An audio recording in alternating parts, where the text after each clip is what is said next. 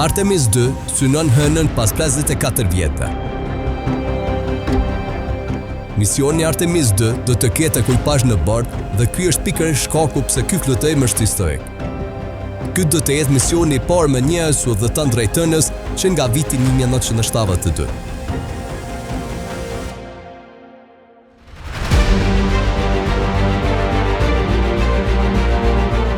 Ekipazhi përbëhet nga 4 astronautë, të cilët do të kalojnë rreth 10 ditë në hapësirë. Reed Weissman punon për NASA. Ai është komandanti i misionit. Victor Glover po ashtu punon për NASA, piloti i cili do të bëhet personi i parë me ngjyrë që udhëton drejt hënës. Christina Koch, NASA, specialiste misioni dhe gruaja e aport që udhëton drejt hënës. Jeremy Hansen, CSA, specialist misioni, kanadezi i parë dhe njeriu i parë amerikan që del nga orbita ulët të tokës.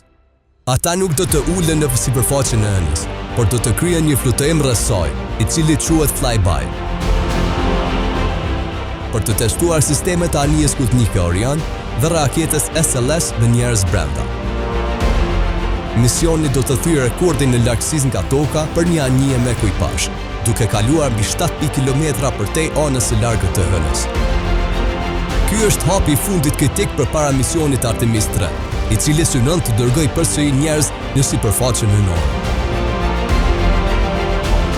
Lëshimi është planifikuar për sot 1 prill në orën 18:24 në orën amerikane. Në orën e Kosovës i bie që të jetë nisja më 2 prill në orën 12:24 pas mesnatë.